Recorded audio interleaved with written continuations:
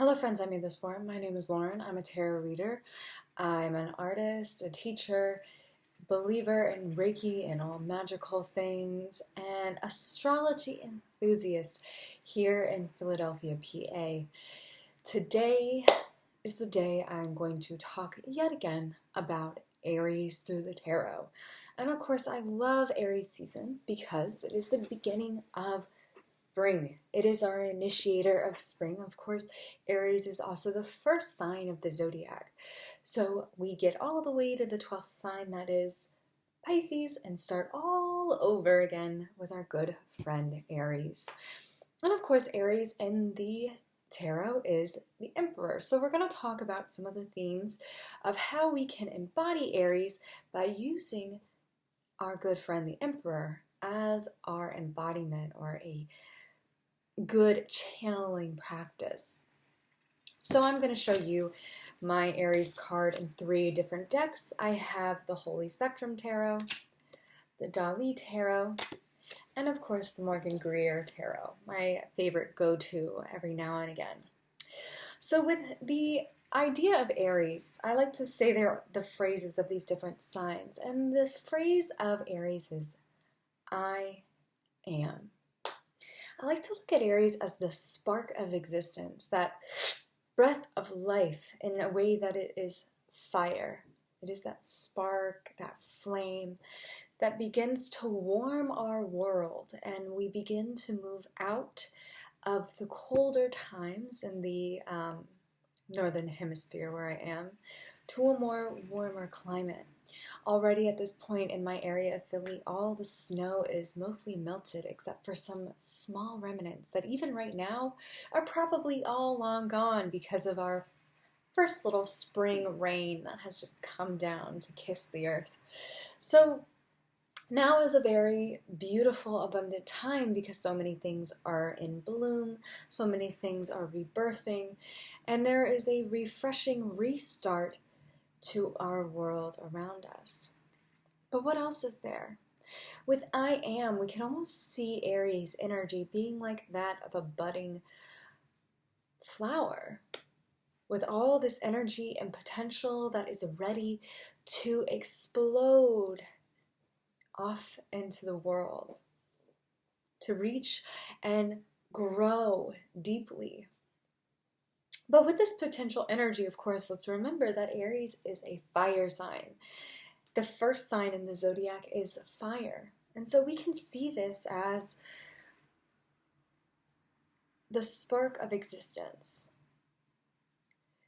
So I want us to think about that as we look at the Emperor. And this year, I want to talk about the Emperor as being the card that is not only I am, but I lead. Not necessarily putting it as a strictly masculine card, but a leadership card. So let's look at the Emperor through these 3 cards and kind of explore what I lead means. And I think lead is a great phrase for the Emperor for this year, because we have been really what even is the word? Inundated with dealing with COVID for over a year. So this whole last year has been inundated with dealing with a global tragedy and a global trauma that we have been going through collectively. So because of that, there's a lot of desire to be over it, right? There's a big push to be done with this part of our lives and go back to quote unquote normal. But with this change in season, we're being reminded that not everything can be the same. And that's a big lesson that made me want to really phrase the Emperor in Aries this year as I lead. I am a leader. How are you specifically a leader? How can you lead others or just lead yourself through difficult times? Well, the Emperor is here to help us. Of course, in the Morgan Greer, which is this card, this very reflection of the card, we see the Aries symbol here, the ram, and we see the Emperor with eagles eyeing towards the horizon, away from us. They sit cross-legged in their throne, observing the world around them. We see that the sword is pointing down in this card, which is very different from the card of justice, which points up, almost connecting us more with the spiritual realm than the physical. Because the Emperor has their sword pointed down, we can kind of take this as an invitation to look inward, or just being grounded in what we believe and what we know. We also see that the eagle is present not once but twice on the crown and on the throne itself. So the eagle here reminds us of having an eagle eye, or an eye that is able to discern, see clearly even from a good distance. This can be a big thing about being a leader, is seeing things clearly and as they are, not allowing yourself to perceive things in a way that is not exactly true. I also feel like the Emperor in this card is a good reminder of what a good, strong leader should be. Calm, grounded, and sure of what they are observing. There is some relaxed energy here. The crossed leg gives us the idea that this person is sitting there somewhat relaxed and at least observing, but still being on guard. Holding the sword by the metal itself is not exactly a comfortable position. And of course we see the staff, again, downward, so that our Emperor feels grounded in their resolve. This is not an emperor that's going off the handle, not showing strength by abusing power, but standing firm in what they know, what they understand, and seeing, purveying what is truly going on. We also see the mountains in the background, which I feel like are a great reminder of this being a not quite mobile energy. Strong and grounded again. We see that this character in this card is very much focused. And just like Aries, we might feel a little unwavering in our resolve. That's not always a bad thing, but we need to know when to be moved. And there is the water present. This water is the one thing that does move mountains.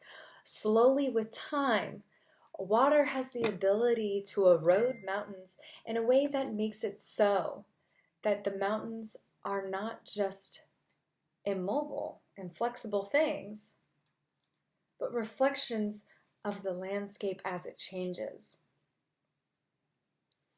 So, Aries energy might be a reminder of how we can slowly make that transformation happen. We don't have to move all at once. We are the spark. But we have to make sure that that spark, whatever we're creating in this time of year, is grounded in something of substance. Otherwise, we'll crumble. Next, I want to pull out the Emperor from the Dali Tarot. And all three emperors today look fairly similar, but I find this one interesting to bring up as well. We see the clouds in the sky, and we almost see that the emperor is dispersing those clouds. We do see the mountains again, the staff, and we see that the emperor is staring at us this time.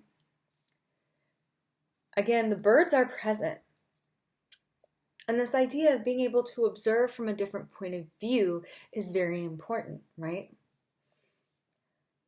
It's not about being unwavering all the time. It's about being strong in your convictions and holding those convictions in a place that is grounded, because then we can lead others. If we're not grounded in our beliefs or what we see and know, we're not a good leader for ourselves or others. And the Emperor is reminding us that we need to not only be a good leader for ourselves, but for our community. Last year I talked about the Emperor as the provider, and provider can be very similar here. Provider does have a lot of energy around the Emperor, but I think if we look at Emperor as leader, we can kind of get some more medicine out of it. How can we lead ourselves? Well, it's important to make sure that we're grounded with what we believe first. And of course, last but not least, the Emperor in the Holy Spectrum Tarot. We see that there's a little ram over here, and we see that the Emperor is actually part of the mountain. Strong and unwavering, they are grounded to their belief system. They are grounded in what they know and their identity. There are clouds overhead. There might be uncertain times coming ahead of us, but we can stand strong and grounded knowing who we are and what our mission is. The Emperor doesn't have to be a big fatherly figure. We can be the Emperor at any time. The Emperor does not have to be anyone outside of ourselves. We just have to be grounded in our knowing of ourselves and our ability to pursue who we are, because that's the truth. The world does not always make it easy for us to be us. The world is not always nourishing of our ecosystem. The world is not always helping us reveal who we are. Sometimes we have to simply embody I am without support, because the world is dealing with its own shit. And as the world is dealing with its own shit, I invite you to take out your Emperor card and connect with it. Take out your Emperor card and ask the Emperor, who am I? How do I lead? Am I leading just myself? Am I leading others? Am I meant to embody this leadership role right now, or how can I embody this leadership role right now? Too often we find ourselves taking a back seat because things are happening around us, and especially right now, so much is happening around us, and it's not easy. But Emperor energy, Aries energy, it reminds us how we can lead is not only for others, it's for ourselves first and foremost, because Aries is I am. We don't have to embody a leader for other people. We embody the leader for ourselves and who we aspire to be within our own hearts, our own minds, and our own truth. So with that said, I hope that this reflection on the Emperor served you in some way today. Of course, this is the Holy Spectrum, the Dali, and the Morgan Greer as my little Emperor buddies for today. All three cards are very similar, and I don't always go with a more similar bunch, but I felt like it was kind of important to really ground in the idea of Aries does not have to be a hot-headed energy. And it doesn't have to be unwavering to the point of faulty. Aries energy can actually be a very grounded source of empowerment. It's really how we engage in that energy, or how we find our reflection in that energy. Aries can be fiery, yes, but fiery doesn't mean that you're not grounded. Fiery just maybe means that you're tired of putting up with not embodying who you are. So with that said, I hope this was helpful once again. If you like how I read tarot, please check out the links down below. I am a professional reader. I would love to read for you, work with you in any way. But with that said, friends, I hope you have a beautiful, blessed Aries season. And until next time, bye-bye.